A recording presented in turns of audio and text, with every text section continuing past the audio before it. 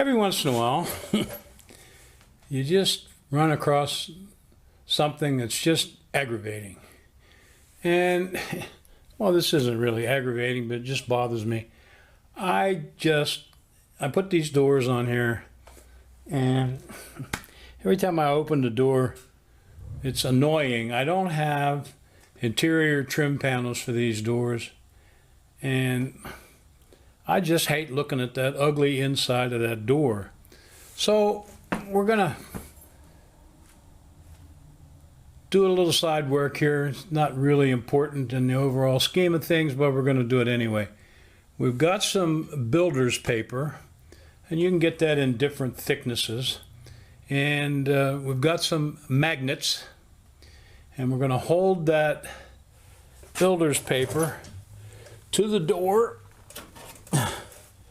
with these super duper double throw me down magnets.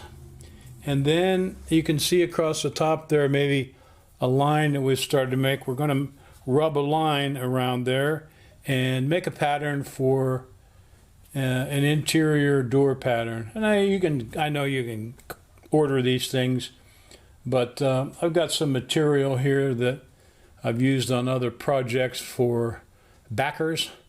And what I think I'm going to do is just make some of that material and fasten it to the door just to cover up the inside of it to make it look a little nicer.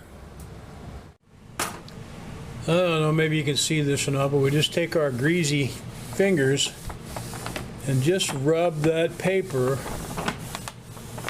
along the edge of the door. And it'll make a line on the paper, and then hopefully we can make the line a little more visible on the table. Get over here and do the downside, maybe.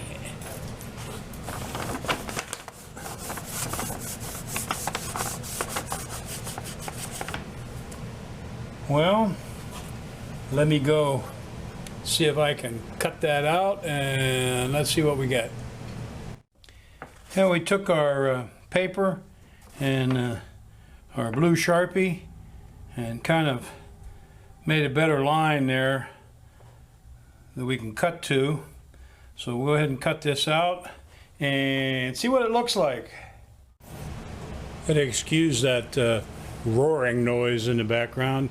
It's cold outside, so the furnace is running, making a bunch of racket. But there you have the pattern cut out, and we've got the magnets holding it to the door again.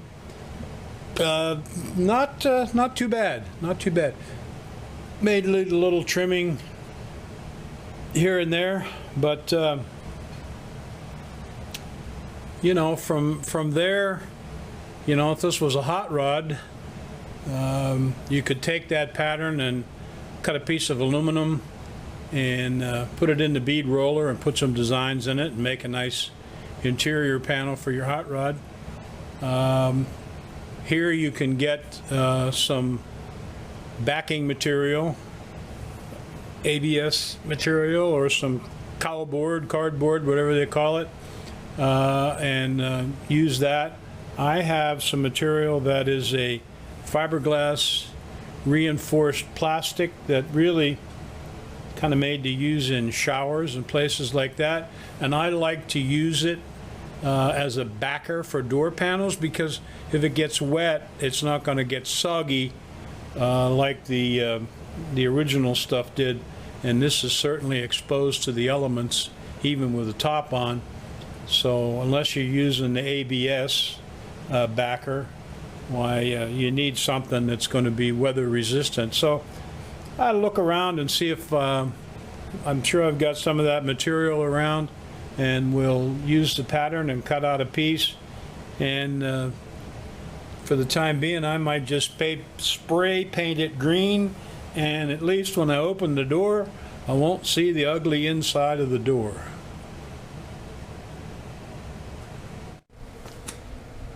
Well, it's prize day in the shop, I wasn't gonna do it, but finally got the best of me, and I ordered some taps and dies. This is a couple little things that I really wanted to run some taps through, and today the delivery man brought this spiffy set fresh off the boat from India. It's an Alps something or other complete tap and round die set. So we get a tap handle, a round die handle, a screwdriver, hand taps, and round dies.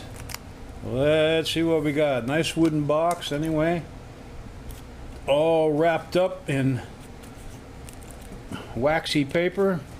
I guess that keeps the salt from the ocean from corroding things while they're riding around in those containers. Let's see if we can open that up.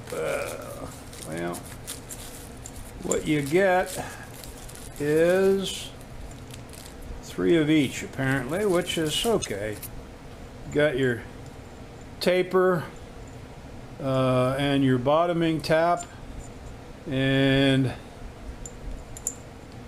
I can't remember what they call the third one, brain fade.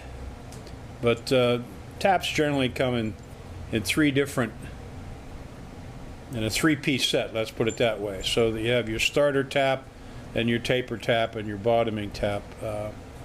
They look pretty nice. We'll have to see how they work. This particular one, if I can read, is 3/8. So that's a prize for today. Like I said, I've got a few places where we need to tap some holes and maybe run some new threads on some bolts. We'll put it to good use. Wasn't too bad. I think it was less than I don't know, it was like $75 or something. I mean, it really, this is probably fine for what we're doing. If you're in the machine shop business, and it's probably not super duper stuff, but we're not super duper here, we're okay. So I think this will work fine for us. We'll try to get a shot here inside this fuel tank. You can see it's really some surface rust in there. It probably looks worse than it really is, but we're going to try the vinegar routine, and what I might do here is we'll put some mix in there and let it lay flat here and see how it works. Not going to fill it up right now. It's got quite a bit of scale in there, and you know, if we try to run the car that way, it'll just aggravate the daylights out of us. We'll be changing fuel filters constantly. So we got to seal up some holes, and then we'll mix up some of our concoction and dump it in there and see how it works. We ended up with you know, maybe an inch or so of depth, maybe not quite that much, all the way around the tank. Taped up these holes here just to keep the air out, and just put a little lid over that one, and we'll let this sit for 24 hours, maybe even 48 hours, and see what happens. It might end up that it comes right through and ends up on the floor. Who knows? It is, after all, an acid. I will say this: you want to be careful not to inhale the fumes from one of those bottles while you're dumping it in the tank. We dump the bottle in and then dump the water in. You know, it's probably better off, if you're going to do this, to have a large bucket and mix the two outside, dilute the mix before you do anything with it. We didn't do that, but we lived to tell about it, so we'll see what happens next. Well, we've been 48 hours with our vinegar concoction in the fuel tank there, and I don't know, you can see a line in there. I don't know how good the lighting is, but as I said, we only put 2 gallons in there, so it covered the bottom, and there's a clear line in there. We're gonna dump that stuff out and see what the result is. I dumped the concoction into a chili bin I had laying around. It needed rinsed out anyway, so well, maybe we'll kill 2 birds with 1 stone. But we need to get the camera here and show you a look inside the tank. I'm not sure how well, we got to get the light in the right place here. There's still a little bit of liquid left in there, but I can tell you that the bottom in there is pretty doggone clean. It's a grayish color, not certainly rusty brown like it was before. I think, you know, this is going to require more than one effort. There's a clear line inside there where the liquid was, so I'm encouraged by that. I'm going to get some more of this stuff and plug up these holes properly. I'll have to make a plate for this hole where the fuel sender goes and get some plugs to screw in the bottom. But I can say, I'm wandering around with this light, that I think that the vinegar is a shame that you can't really see that on camera. I think the vinegar is going to do a good job of cleaning the rust out of that. Now when I look further up inside, the gray, it turns to rust again, and I